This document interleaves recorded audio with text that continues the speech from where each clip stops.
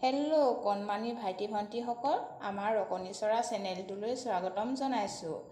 আমি আজি তোমালোকলৈ আনিছোঁ এটা নতুন সাধু। সাধুটোৰ নাম হ'ল কাউৰী আৰু শিয়াল। এখন হাবিত এটা অতি টেঙৰ শিয়ালে বাস কৰিছিল।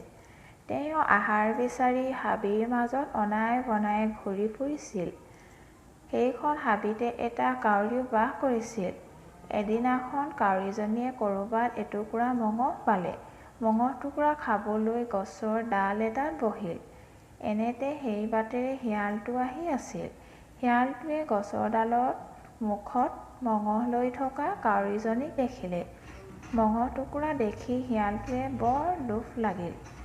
তাৰ টোপ টোপকৈ জিভা পানী পৰিবলৈ ধৰিলে। সি মনতে ভাবিলে, কাউৰী হ'ল উৰণীয়া পক্ষী, তাৰ মুখৰ পৰা মঙহ টুকুৰা কাঢ়ি অনাৰ সম্ভৱ নহয়।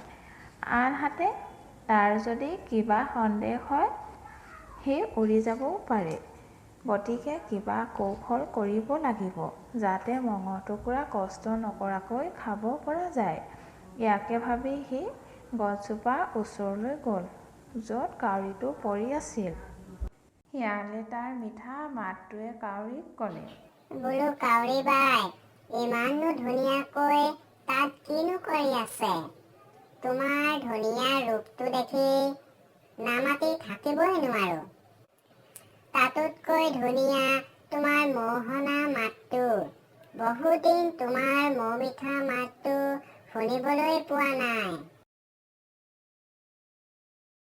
শিয়ালৰ কথা শুনি কাউৰীৰ মনটো ভাল লাগিল। পাছে কাউৰীয়ে উত্তৰ নিদিলে। দিলে যে তাই মুখৰ মঙহ থিতাতেই হেৰাব। শিয়াল বাপুৰাও কম টেঙৰ নহয়। সি আকৌ ক'লে, হেৰা ৰূপহী বাই, গীত এটা দিয়া শুনাই। এইবাৰো শিয়ালে সঁহাৰি নাপালে। সি পুনৰ ক'লে, বেচেৰি ৰূপহী বাই, গীত গাবলৈ তুমি যে বোবা, এই কথা মই জনাই নাই। কুটবুদ্ধি সম্পন্ন কৰি চয়তান শিয়ালৰ চলাহীন কথাত কাউৰী ভুল গ'ল। শিয়ালে কৰা মিছা প্ৰশংসাত তাই গপচতে উফন্দি উঠিল। তাই শিয়ালক আৰু দুগুণ উৎসাহিত কৰাৰ মানসিকতাৰে এটা গীত গাওঁ বুলি ৰং মনেৰে কা কা কৰি গীত গাবলৈ মুখখন মেলিলে। চতুৰ শিয়ালেও তাকে বিচাৰি আছিল। মুখখন মেলাৰ লগে লগে মুখৰ পৰা থুপুককৈ মঙহ ডোখৰ মাটিত সৰি পৰিল। শিয়াল আৰু তাত ৰৈ নাথাকিল।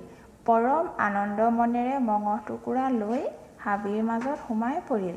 বেচেৰি কাউৰীয়ে চতুৰ শিয়ালৰ টেঙৰালি নুবুজাৰ বাবে মুখৰ আহাৰ হেৰুৱাবলগীয়া হ'ল।